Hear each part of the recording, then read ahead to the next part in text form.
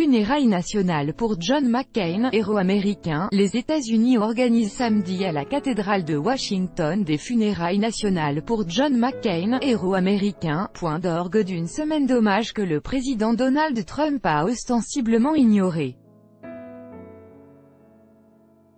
L'ex-président démocrate Barack Obama, son prédécesseur George W. Bush, se succéderont pour prononcer l'oraison funèbre de l'ancien sénateur républicain et ancien prisonnier de guerre au Vietnam, connu pour son anticonformisme et pour sa capacité à transgresser les lignes politiques. La semaine d'hommage à John McCain suit un ordonnancement qu'il avait lui-même décidé. Décédé le samedi 25 août à 81 ans dans son état d'Arizona après une année de combat contre un cancer du cerveau, il avait fait savoir avant sa mort qu'il ne souhaitait pas que Donald Trump assiste à ses obsèques. Pas plus que Sarah Palin, sa colistière de l'élection présidentielle perdue de 2008, dont il avait dit dans le dernier tome de ses mémoires regretter le choix. Aux yeux de ses amis, républicains comme démocrates, John McCain incarnait une tradition politique radicalement opposée à celle de Donald Trump. Héros américain, fils et petit-fils d'amiraux, il avait été prisonnier et torturé pendant la guerre du Vietnam, avant d'entamer une carrière de 35 ans au Congrès.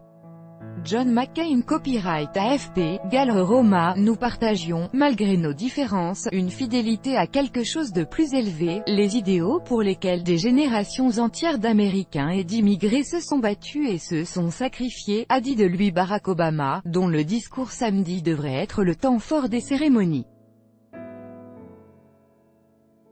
Les observateurs scruteront la tonalité de son propos, plus personnel ou au contraire politique dans un contexte de polarisation et de division du pays depuis l'élection de Donald Trump. John McCain avait été son adversaire lors de sa première élection victorieuse en 2008.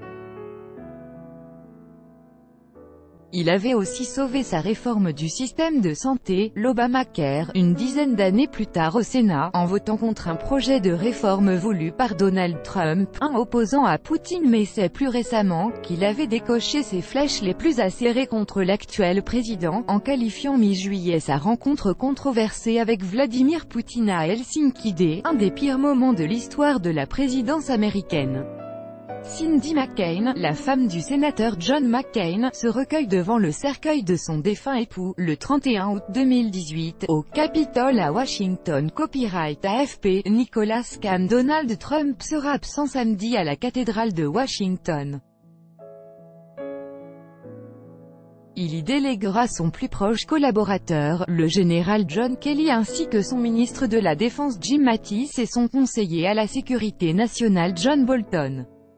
L'ancien secrétaire d'État Henry Kissinger, 94 ans, ainsi que des amis parlementaires de John McCain doivent également s'exprimer lors de cette cérémonie qui débutera à 14h GMT, 10h locale, à la cathédrale de Washington, siège du diocèse épiscopal et l'un des plus grands édifices religieux du pays. Parmi les porteurs du cercueil de John McCain, grand contempteur du régime de Vladimir Poutine, figurera aussi l'historien et dissident russe Vladimir Kara-Murza. Vendredi déjà, Donald Trump s'était fait représenter par le vice-président Mike Pence pour une cérémonie d'hommage au Capitole. Le président m'a demandé d'être ici présent, de la part d'une nation reconnaissante, a déclaré Mike Pence lors de son discours devant le cercueil recouvert d'un drapeau américain. Cette cérémonie avait également été marquée par la présence, digne et stoïque, de la mère du sénateur, Roberta McCain, 106 ans aux côtés de la veuve du sénateur, Cindy, et de ses 7 enfants. Le Capitole a indiqué qu'à 18h, 22h GMT, plus de 10 000 personnes étaient venues s'incliner devant sa dépouille. À la cathédrale de Washington, les Américains clôtureront samedi la partie publique des hommages à John McCain commencée plus tôt dans la semaine en Arizona. L'ancien sénateur et ancien pilote de chasse sera inhumé dimanche lors d'une cérémonie privée à l'Académie navale d'Annapolis, non loin de Washington, dont il fut dans les années 50 un élève turbulent et indiscipliné, se signalant déjà par son anticonformisme et son franc-parler. Tout droit de reproduction et de représentation réservé. Copyright 2018, Agence France Presse.